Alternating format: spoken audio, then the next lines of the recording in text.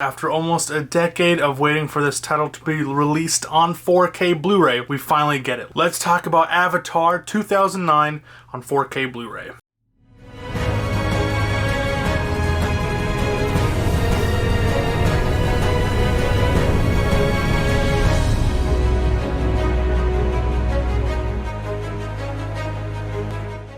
What is up, everybody? Sorry for the disheveled look. I just came out of the shower because I just got finished watching, what is it, 5.5 hours, 6 hours, 6.5 hours of Avatar goodness on 4K Blu-ray, and my mind, I just feel like I just did mushrooms because that was a trip.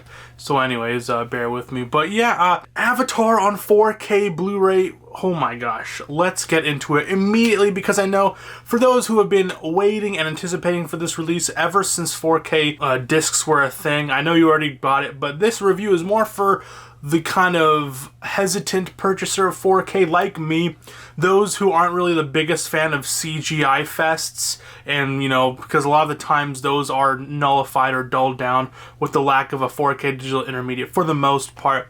So this review is coming from my perspective, and for those obviously who are as hesitant on buying a disc like this with its notoriety and with obviously being, I think, the highest grossing film ever made. So for those who are already anticipating a 4K Blu-ray, you probably already own it, but this is again for those who are kind of hesitant on the pickup. Let's get it started. Avatar on 4K Blu-ray. Now this does have a new 4K digital intermediate closely approved by James Cameron himself, which can either be a good thing or a bad thing depending on your previous experiences with James Cameron films on 4K. Also, you know, this got a new AI upscaling technique, which, you know, take it as you will, but yeah, 4K digital intermediate, new 4K scan, HDR10, no Dolby Vision, sadly, and it does support Dolby Atmos audio. So just to get started, I am watching this on a television. I'm watching this on my 65-inch LG OLED C1, accompanied with a Atmos sound system setup. So my thoughts in this review are based on my setup alone. Again, different setups will heed different results if you're projecting or if you're watching it on a smaller TV or a lower end TV. I'm watching it on a premium and OLED C1 $3,000+ TV, so that's where I'm coming from. Now, I was very skeptical on this transfer, you know, from its over-reliance on CGI to being how outdated CGI can be. You know, looking at movies from the past couple years, you know, when you look at it compared to today, it can look outdated, let alone a 14-year-old, almost 15-year-old film. And also the fact that there was like this whole thing about AI upscaling and all that kind of thing. Everything sounded like it'd be a shit show of a 4K disc. Nothing really sounded like it would be, you know, sharp, because, you know, a lot of the times when you think of AI upscaling, you kind of think of, you know, smoothing and motion blurring and that kind of stuff, trying to overcompensate for a 4K image. So my expectations on my first watch was extremely low, especially after, you know, the director-approved shit show of a remaster, I use that very lightly, that was T2. You know, a lot of people, when they think of Criterion releases, and they think, oh, it's a director-approved, that means that it should look fantastic because that's the way the director intended, but sometimes the director has a different intention. Like the French Connection, this last 2012 Blu-ray has a more, you know, mild color palette, which has, you know, good colors, but Friedkin himself didn't like it because he kind of wanted a more cooler tone. Same with Michael Mann. The new 4K release of Heat has a very overly cool tone, but that's the way he wanted it. So it may not heed the best results when you hear that the director themselves or the filmmaker themselves had a, you know, their personal hand in the cookie jar when it came to the 4K transfer. But again, I knew so many people were hyped for this release ever since 4K discs became a thing, you know, and to finally get it in the year 2023, you know, and almost 9 years into the format, it had to be something, right? And thankfully, I'm here as one of the naysayers in saying that, wow, this is a beautiful, amazing 4K disc. It looks absolutely gorgeous. You know, I've heard about how fantastic the 3D Blu-ray that release was, but as a person who doesn't have a 3D setup, I can't really attest to how it holds up compared to that, but I've heard really good things about it. I'm only coming from this from having that original 25 gigabyte dual layer disc Blu-ray or single layer disc Blu-ray, and just purely from a 4K movie watching experience. So starting off, Does this new 4K digital intermediate with AI upscaling even improve the image, or was it way waxy with motion looking faker than a Best Buy warranty? Well, thankfully, porting onto a 100 gigabyte disc really helped reduce a lot of the compression found on that original 2009-2010 Blu-ray release. Having an average bitrate, which I calculated to about 60 megabytes per second, which is insane, very, very nice. It's always good to see, as opposed to the 25 megabytes per second on the Blu-ray. With having all of that space and having a really healthy bitrate, there was no, evidence of artifacting. And, again, while it is easy to make a recent film with a 4K DI look good, and it does indeed look good, from facial features, clothing details, looking fantastic, the real test is all of that 14-year-old computer-generated graphics. So in preparation, I wanted to see how that format handled it when it came to older CGI, outdated CGI. So I want to know what to expect. So I did watch a movie from the same era, 2009-2010, that was Inception, and how 4K can handle a more outdated CGI, again, outdated compared to the advancements of what we have now, and it does not look good whatsoever. I mean, with shots of CG almost coming across as straight up blurry, but thankfully for James Cameron's Avatar, he really told the people over at 20th Century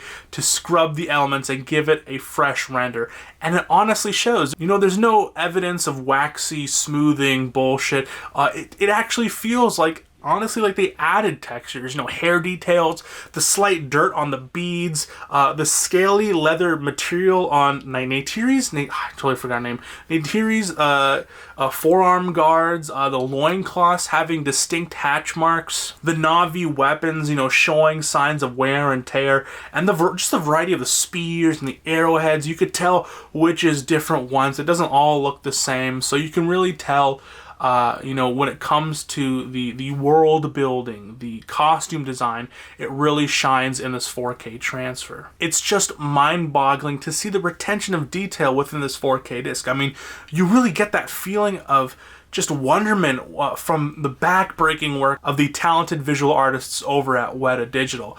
The detail is insane. It feels like they remade the CG elements from the ground up. So see?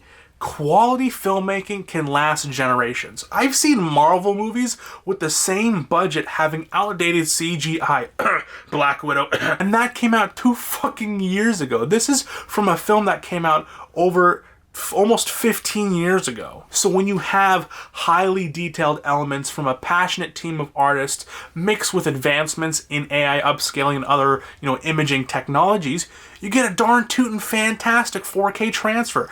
Image alone, detail alone, sharpness alone, 10 out of 10.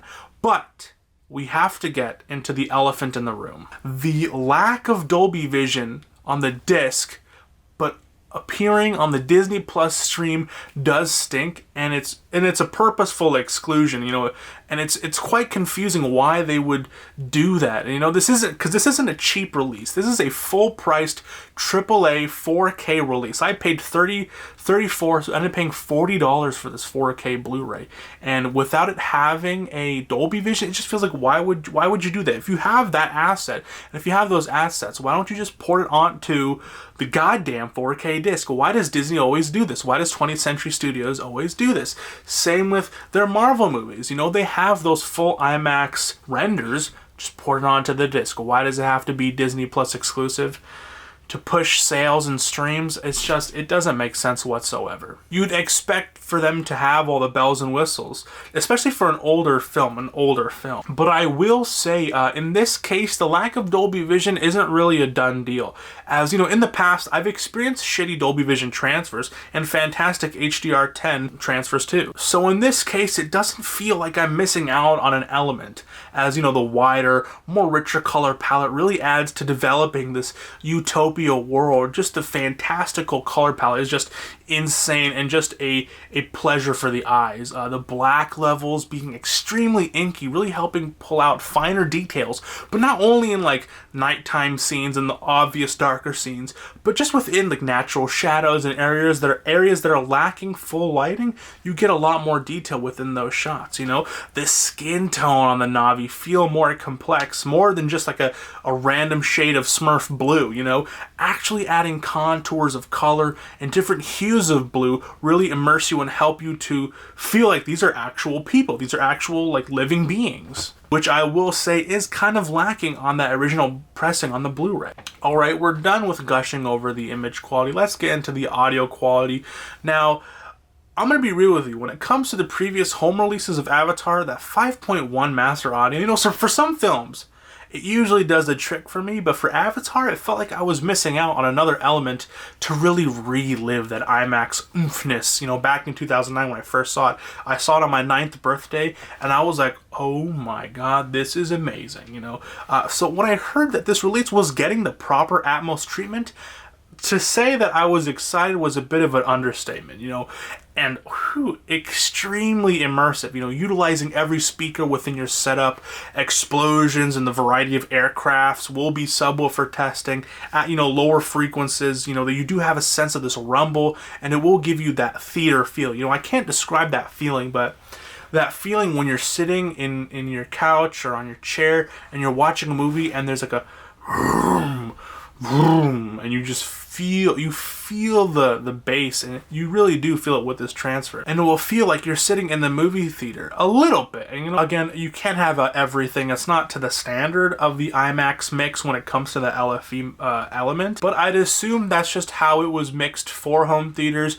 You know, there have been cases where there have been really fantastic Atmos you know, audio setups, but I've heard from, you know, viewers or from on the Reddit where, you know, like, hey, how come it sounds weird? Because it's specifically mixed for those who have 7 or more speakers within their home system. But some people, you know, some people just watch, you know, movies from the speakers on their TV or maybe a sound bar. So I can understand why they kind of went for this more home theater aspect of it. So it makes sense. It's a bit of a letdown for those who have invested thousands of plus dollars in a, you know, Dolby Atmos setup, and you don't really get that, you know, but you still get a fantastic Dolby Atmos soundtrack. It's definitely not bad, but it's definitely not like, you know, the, you know, eargasmic kind of that we were looking for. You know, because you do get your staples, you know, you get understandable dialogue, which is, you know, what, you know, you can't really say that for most other releases, and it doesn't really get lost in the mix. And overall,